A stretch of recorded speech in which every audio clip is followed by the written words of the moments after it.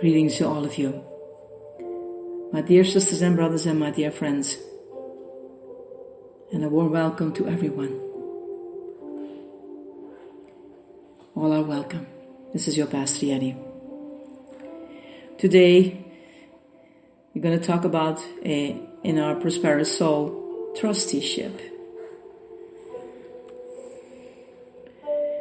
He who is faithful in what is least is faithful also in much. And he who is unjust in what is least is unjust also in much. Therefore, if you have not been faithful in the unrighteous mammon, we will commit to your trust the true riches. We have been exploring this underlying topic of trusteeship throughout our entire journey together. You could call also it stewardship, in the same measure that God stewards you with gifts, talents, and favor. He entrusts you with finances, it is prosperity with purpose and money with meaning. Your level of trustworthiness with what you are presently being given determine your qualification for increase. To be a trustee is to manage assets on behalf of another. What they manage must be used to fund various projects, endeavors, or institutions, or specified by the true owner of the trust. The older term for this, which is more frequently used in the church, is stewardship. It is a term, however, that has lost much of its meaning. We have used the language of financial stewardship so much in the church world that we have limited our understanding of its greater scope and purpose. It is not exclusive to giving tithes and offerings at church. This is merely one expression of it. In fact, stewardship and trusteeship is not just about giving. It is about ownership. The place where we get into trouble is when we give a certain percentage, let's say 10%, and then assume the other 90% is ours to spend as would like. That is a misperception. You see, we don't own any of it. It all belongs to God. Scriptures reinforce this consistently. See Psalm 50:10 and Haggai 2 verse 8.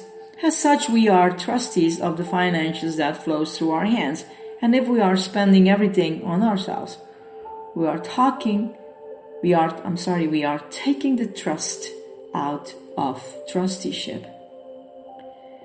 We need to elevate our understanding of what trusteeship looks like in order to walk in true financial prosperities. In the book, in the journey that we take together, I give you a picture of how the appropriately view of the remaining 90% of finances.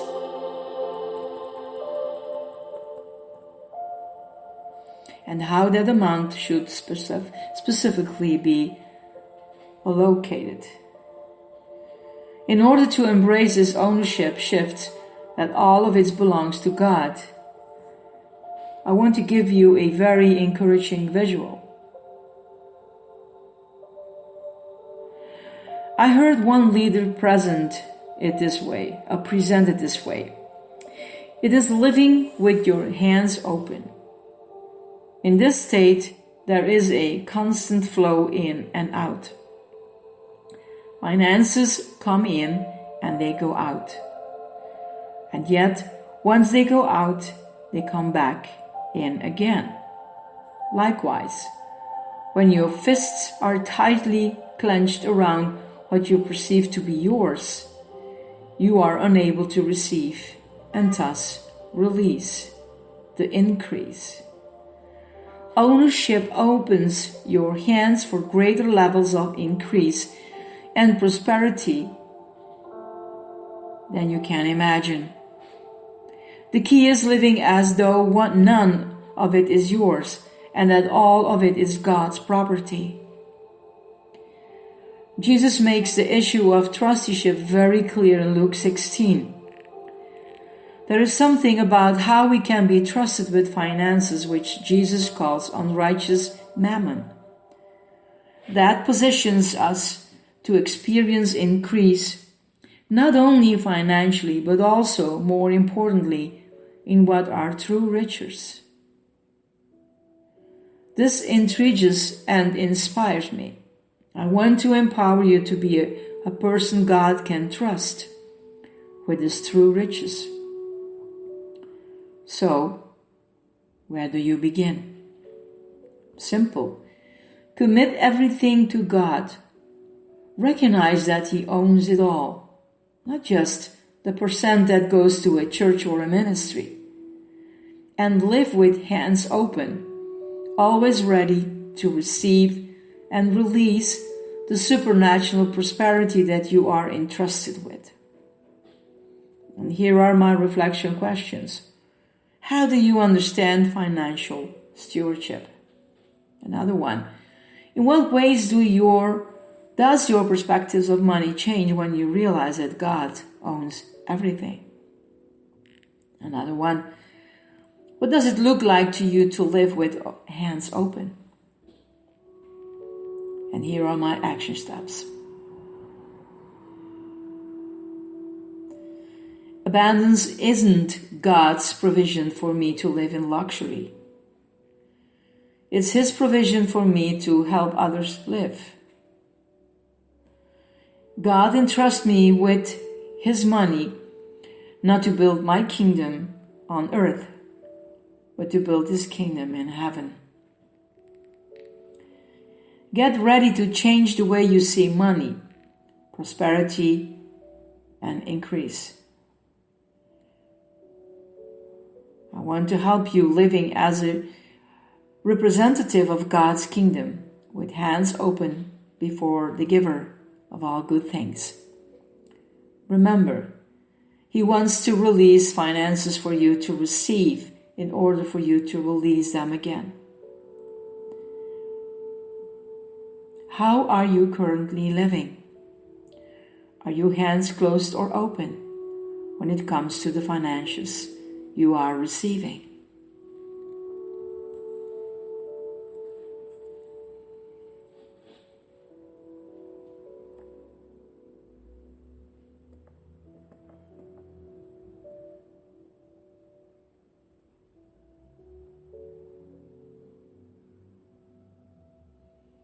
My dear ones, it sounds that in this meditation we only talk about the money, but I want to a little bit make it further. If God owns everything, then your life is His. And how do you live your life? How are you in a living sacrifice? Because God doesn't want any blood anymore. When Christ died, He said, "It's finished." It's done with giving animals to an offering and whatever. We are a living sacrifice to honor our God in everything we do, in everything we touch. And my dear ones, it's in the giving that you receive. So are you open? Not only with your hands, but are you willing to surrender yourself completely to the one where you belong to? Blessings to all of you, my dear ones. And never, never forget, you are loved. You are loved.